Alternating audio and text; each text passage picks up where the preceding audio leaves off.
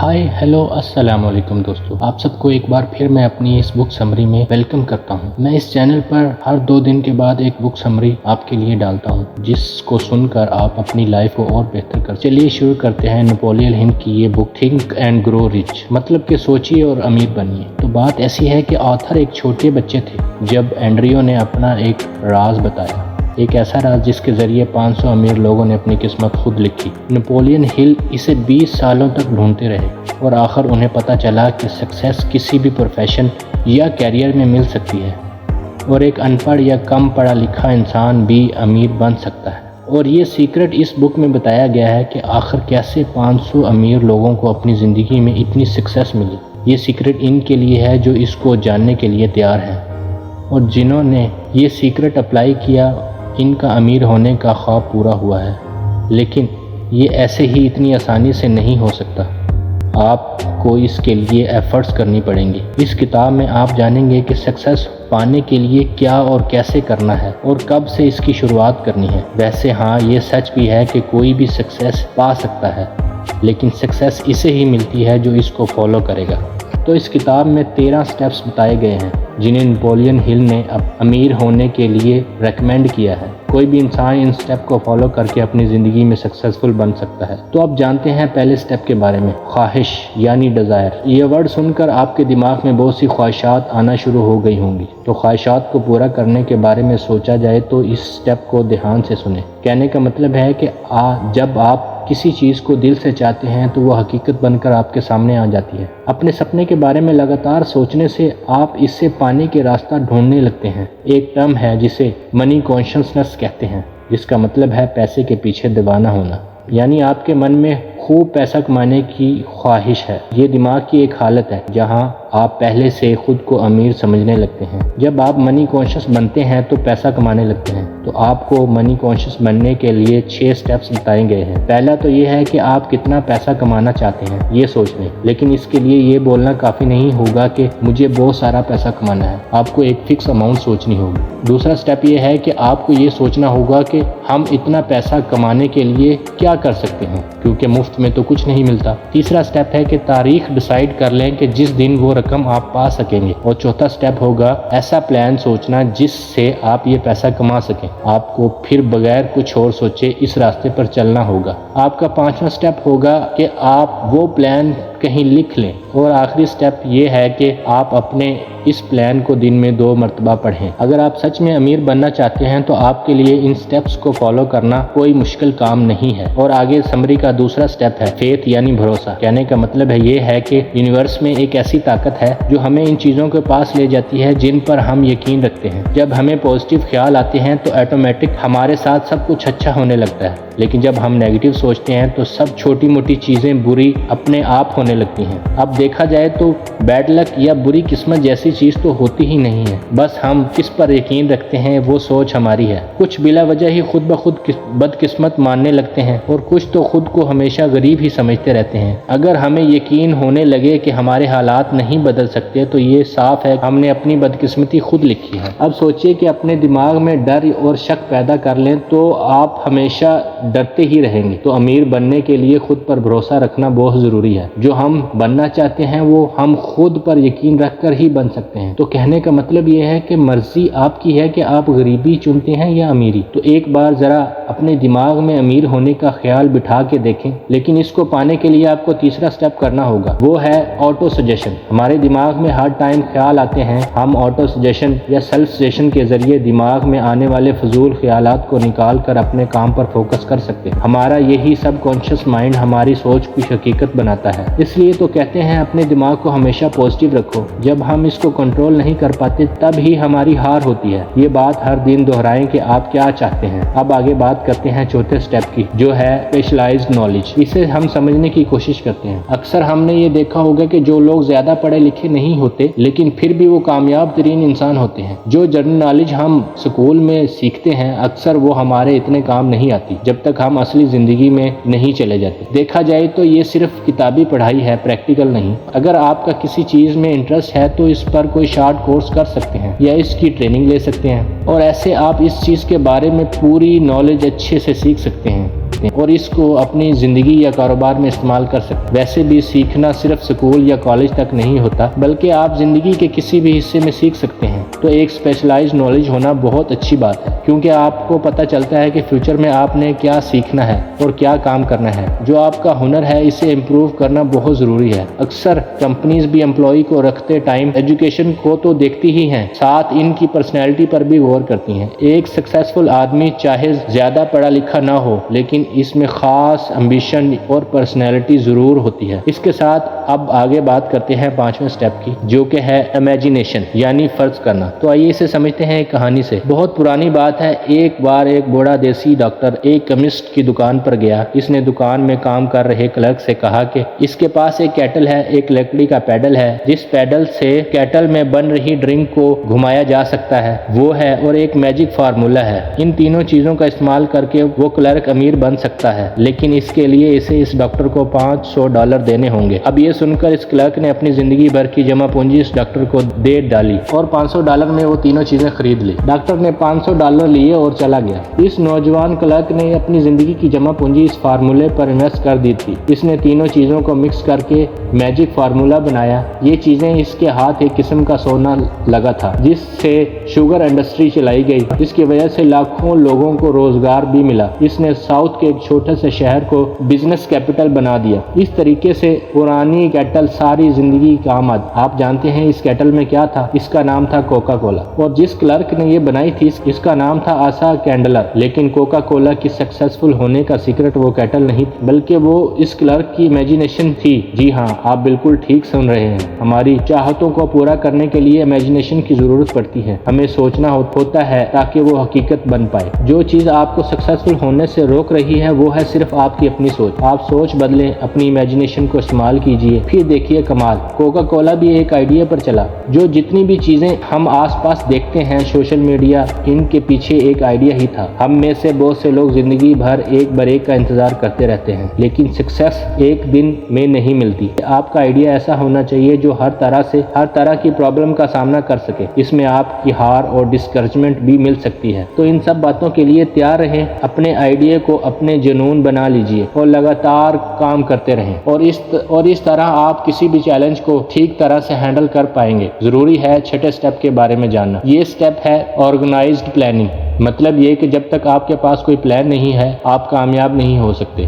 ایسے لوگ ڈھونڈیں جو آپ کے پلان میں آپ کی مدد کر سکیں۔ جب آپ لوگوں کی مدد لیں گے تو ظاہر سی بات ہے کہ بدلے میں آپ کو ان کو کچھ فائدہ دینا پڑے گا۔ اگر پہلا پلان فیل ہو جائے تو دوسرے پلان پر کام کریں۔ اگر یہ والا بھی نہیں چلتا تو ہار نہ مانیں، تب تک نئے پلان بناتے رہیں جب تک آپ کے ہاتھ میں کوئی پکا پلان نہیں لگ جاتا۔ یاد کریں کہ کس طرح سے تھامس ایڈیسن نے 10,000 بار کوشش کے بعد بلب بنایا تھا، تو بار بار فیل ہونے کے بعد وہ گریٹ انویسٹر بن پائے۔ ویسے بھی جو ہار مانتا ہے وہ کبھی نہیں جیت سکتا، اور جو جیتتا ہے وہ کبھی ہار نہیں مانتا۔ جو ہار مان لیتے ہیں ان میں جنون کی کمی ہوتی ہے۔ ہارنے کے بعد بھی نئے پلان بنانے والا آخر میں ونر بنتے ہیں۔ ویسے فیل ہونے کا مطلب ہے کہ کہیں کچھ غلط ہے، جو آپ کا پلان کام نہیں کر پایا اور اس میں آپ کو کچھ چینجز کی ضرورت ہے۔ جب آپ فیل ہوتے ہیں تو کوئی وجہ ڈھونڈیے، تو اس کو بہتر بنانے کے لیے کیا کر سکتے ہیں آپ یہ سوچئے۔ اس کے ساتھ آگے بڑھتے ہیں 7ویں سٹیپ کی طرف، جو ہے ڈیسیژن یعنی فیصلہ لینا۔ امیر لوگ کبھی بھی فیصلہ لینے کے لیے دیر نہیں کرتے، بلکہ ان میں آہستہ آہستہ ضروری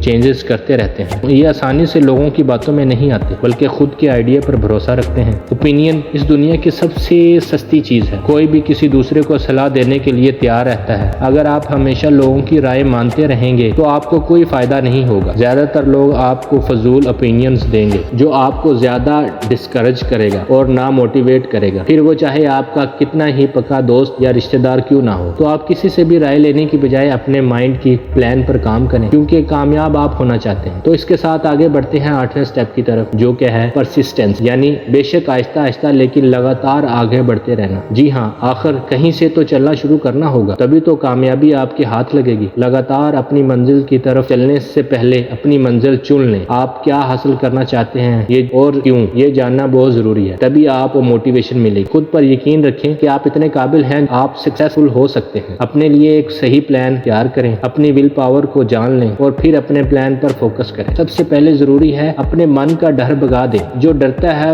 وہ کچھ نہیں کر پاتا۔ جب آپ بنا رکے لگاتار آگے بڑھتے رہتے ہیں تو کبھی بھی کوئی ہار آپ کے راستے کی رکاوٹ نہیں بن سکتی۔ پھر جو کچھ بھی آپ نے سوچا اسے پورا کر کے ہی چھوڑیں گے۔ اب ہم آگے بڑھتے ہیں نیو سٹیپ کی طرف، جو ہے پاور آف ماسٹر مائنڈ۔ ایک کہاوت ہے نالج از پاور، لیکن صرف اس کے دم پر آپ امیر نہیں بن سکتے۔ آپ کی نالج تب ہی پاور بنتی ہے جب آپ اسے اپنے گول کے پانے کے لیے استعمال کریں گے۔ ماسٹر مائنڈ ایسے لوگوں کا گروپ ہوتا ہے جو آپ کے نالج کو بڑھا سکے، آپ کی پاور بن سکے۔ ان لوگوں کا مقصد وہی ہوتا ہے جو آپ کا ہے۔ اس بات کو ہم الیکٹرک بیٹری سے سمجھتے ہیں۔ ایک سنگل بیٹری تھوڑی سی انرجی دے گی، لیکن جب ایک سے زیادہ ہمارے پاس بیٹری ہو تو ایک لمبے وقت تک ہم ان سے انرجی لیتے رہیں گے۔ ایسے ہی جب آپ کے پاس ماسٹر مائنڈ گروپ ہوتا ہے تو آپ کی طاقت کئی گنا بڑھ جاتی ہے۔ ان کی مدد سے آپ اپنی کمزوریوں کو بھی دور کر سکتے ہیں۔ جب بھی دو دماغی طاقتیں آپس میں ملتی ہیں تو ایک نئی طاقت پیدا ہوتی ہے جو ان دونوں دماغوں کے ساتھ مل کر 3 دماغوں جتنی طاقت پیدا کرتی ہے۔ تو ماسٹر مائنڈ کے بارے میں آپ نے جان لیا۔ اب آگے بات کرتے ہیں 10ویں سٹیپ کے بارے میں، جو ہے دا مسٹری آف سیکس ٹرانسمیٹیشن۔ ٹرانسمیٹیشن اسے کہتے ہیں